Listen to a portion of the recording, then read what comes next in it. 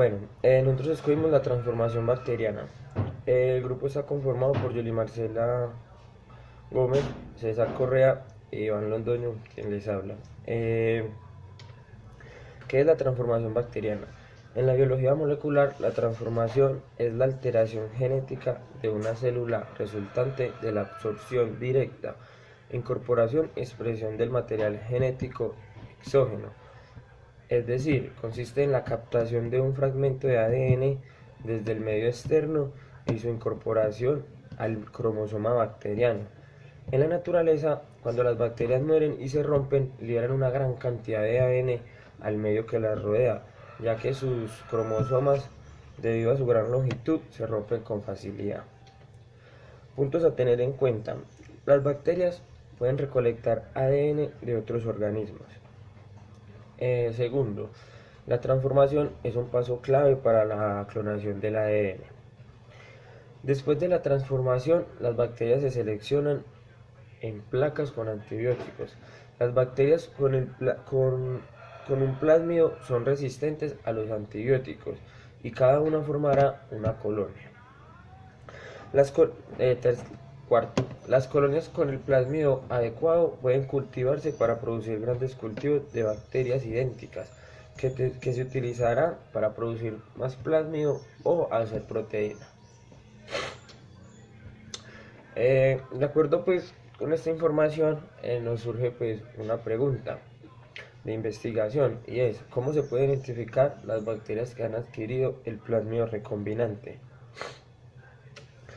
Y entonces de acuerdo con esta pregunta pues planteamos una solución y es un componente importante de un plasmido recombinante es un gen para la resistencia a antibióticos. Si colocas células bacterianas en presencia del antibiótico, solo crecerán aquellas células que tienen el plasmido recombinante. Los plasmidos utilizados en este tipo de experimentos contienen usualmente un gen que les otorgue resistencia a un antibiótico. La cepa bacteriana a transformar debe ser sensible a este. Por lo tanto, las células capaces de crecer en un medio de cultivo con este antibiótico serán las que han sido transformadas por el plásmido y las células que no podrán crecer carecerán de este. Hola, profe, muy buenas tardes. Bueno, pues a mí me correspondió la parte de la presentación en PowerPoint que tenemos a partir de las 6, de la sexta diapositiva a la 11. Por lo tanto, seguiríamos. La pregunta que tenemos es ¿cómo se puede identificar a las bacterias que han adquirido el plásmido recombinante? Como la pregunta, perdón, como todo este, proceso consistía en que había que formularse una pregunta de investigación y nosotros le íbamos a dar una respuesta a través de una técnica de laboratorio. La técnica de laboratorio que vamos a utilizar para esta pregunta es la clonación de ADN. Es una técnica muy utilizada en biología molecular, es muy reconocida y esta técnica consiste en hacer muchas copias de un gen, por decirlo así, o hacer, bueno, idénticas, por eso dice clonación, hacer muchas copias idénticas de un fragmento de ADN. Por lo tanto, se quiere es clonar solo una parte del gen, ¿sí? Entonces lo que queremos es, lo primero que se debe hacer es cortar, pues el procedimiento consistiría en cortar ese gen con enzimas de restricción. Las enzimas de restricción son aquellas que reconocen una parte o dos partes del gen, por ejemplo, puede ser la última y una parte específica, la última y la de acá, estas dos partes del gen. ¿Para qué? Para cortarlas, para cortarlas y después ligarlas con otro, pues con la enzima de la ligasa, o esto también se llama ligación. Por lo tanto, seguimos. Cuando, bueno, en cada extremo, como ya habíamos dicho, después se pegan. Este gen se pegará en un plásmido que ahora le mostraré si te puedes dar cuenta, en la diapositiva 7 te muestra el diagrama de lo que estoy en este momento tratando. Se pega en un plásmido, o sea, un fragmento, el plásmido es un fragmento de material genético. Entonces, después se debe, para la ligación y para unir, se debe buscar bases complementarias. En los dos extremos debe haber complementariedad de bases para esos unirlos en el plásmido. ¿Listo? Entonces, bueno, también debe haber, lo más importante acá es un vector de clonación. Los vectores de clonación son muy importantes, existen mucho. En este caso, pues colocaremos de ejemplo un vector de clonación de la Escherichia coli, que es muy reconocida y se utiliza mucho también en laboratorio para hacer muchos experimentos con esta bacteria. Por lo tanto, entonces los vectores de clonación son moléculas transportadoras. ¿Qué van a transportar? O sea, o transfieren y replican fragmentos de ADN. Entonces ellas transfieren y también replican fragmentos de ADN. Entonces, por lo tanto, para que sirva una molécula, esta debe ser capaz de replicarse junto con el pequeño fragmento que va a transferir. ¿Listo? O que transporta. Por lo tanto, también hablaremos del gen blanco, que sería cualquier gen, el gen de importancia, por decirlo aquí, el gen de gran interés, el que vamos a transportar al plásmido. ¿Listo? Entonces la segunda parte, yo había tomado unos apuntes. La segunda parte es introducir el plásmido y otros tipos de ADN en bacterias. ¿Listo? Bueno, esta parte es muy importante. Voy a mover acá las diapositivas para ver en qué parte voy. Una parte es muy importante. Lo que yo te estoy diciendo de complementariedad de bases y eso la encuentras en la diapositiva número 8. Y también un paso muy importante acá es lo del choque térmico. Debe haber calor o un choque térmico. Esto es un paso muy fundamental en cuanto a la clonación para poder responder la pregunta que nos hemos planteado nosotros. Entonces, al someterse ese choque eléctrico de calor, la bacteria, en este caso Escherichia coli, debe recoger esos plásmidos. Al recogerlos, o sea, ese choque es tan fuerte a alta temperatura que hace que ella los recoja. Al recogerlos, una parte de la bacteria recogerá ese plásmido y lo absorberá para ella, ¿sí? Entonces, hay que tener en cuenta que no todas las bacterias van a recoger plásmidos, hay unas que no. ¿Por qué se da esto? Porque anteriormente, en el paso anterior, no se dio como la complementariedad de bases correcta. Cuando no hay una complementariedad de bases en los extremos finales o las enzimas de restricción, no se podrá hacer digámoslo así, una absorción correcta de ese plásmido porque no son complementarias las bases. En cuanto a esto también tenemos, bueno, no siempre se pegan como se quiere por la misma razón, entonces va a haber un error. Van a haber unas bacterias que absorben el plásmido, pero hay otras que no lo van a absorber. Entonces, por ello se deben recolectar varias colonias. Al recolectarse varias colonias, allí se va a seleccionar la colonia que tienen el plásmido y las colonias que no lo tienen. Allí estaremos, en este punto es muy importante porque aquí estaré dando respuesta a nuestra pregunta de investigación, que consistía en cómo se pueden identificar a las bacterias que han adquirido el plásmido recombinante. Este es el paso 1 de la clonación, ¿listo?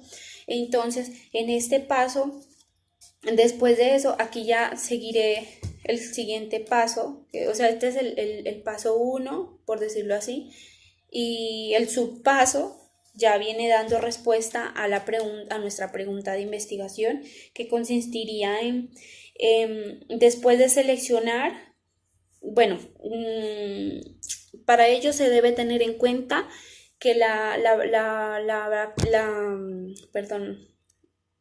bacterias que adquieren el plásmido recombinante son aquellas las que son competentes, o aquellas bacterias que son, por decirlo así, tienen resistencia a antibióticos. Si tienen una resistencia a un antibiótico, ellas podrán, por decirlo así, sobrevivir. ¿Sí me entiendes? Sobrevivir y ser resistentes, tener como esas defensas, por decirlo así, a cualquier antibiótico o un antibiótico específico. Las que no son resistentes al antibiótico son las que mueren. Entonces, por lo tanto, ellas contendrán un gen que les otorga resistencia. Esa es la base de la pregunta que nos hemos formulado nosotros. Al generarle como esa resistencia, la cepa bacteriana a transformar debe ser sensible a este. ¿Listo? Entonces, las células capaces de crecer en un medio de cultivo serán las que han sido transformadas por el plásmido. Por lo tanto, entonces es lo mismo lo que dije ahora, o sea que si son resistentes van a poder adquirir el plásmido. Si no son resistentes, bueno, perdón, si son resistentes y son competentes, vamos a poder, bueno, sí van a poder adquirir el plásmido recombinante, si no van a morir, porque hay unas resistentes y otras que no son resistentes. Entonces, las colonias capaces de crecer en un medio de cultivo serán las que han sido transformadas por el plasma. La segunda, bueno, hay otra parte muy importante que también dice acerca de las colonias. Entonces, después de haber seleccionado ya la colonia que tenga el plásmido recombinante y la colonia que no lo tenga, lo que se debe hacer es seleccionarlas en placa en un medio de cultivo, o sea, separarlas. La cual las placas van a contener ese antibiótico. Al contener ese antibiótico, las bacterias sin plásmido morirán y las bacterias con plásmido serán resistentes y podrán reproducirse. Al reproducirse se dice que serán como una maquinaria. Serán una maquinaria puede ser para la producción de proteínas, para la producción de otro gen, para la producción bueno, ya como estamos en la técnica esta técnica es de clonación, pero el primer paso pues consiste en eso, en la selección y también en selección me esperas un momento, me voy a dirigir acá a una de las diapositivas. Transformación y selección bacteriana. Es en ese paso en el que se le da la respuesta a la pregunta.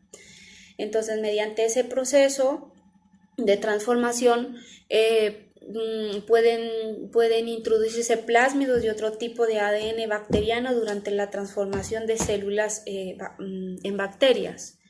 Las células preparadas especialmente se someten a un choque, bueno, ahí ya sigue pues todo lo que anteriormente dije, lo del choque térmico, que es muy importante porque hacen que ellas absorban, no sé cómo, pero hace que ese choque eléctrico absorban las bacterias que van a adquirir el plásmido, ¿sí? Entonces eso sería la parte 2 esa sería la parte 2. Perdón, la parte 2 del video de la exposición que me correspondió a mí. ¿Qué técnica se utilizará y se llevará a cabo en el laboratorio para poder dar respuesta a la pregunta de investigación? Bueno, buenas tardes. Yo voy a seguir explicando lo que están comentando mis compañeros. Entonces, pues como ya lo han dicho, vamos a explicar el proceso de transformación bacteriana.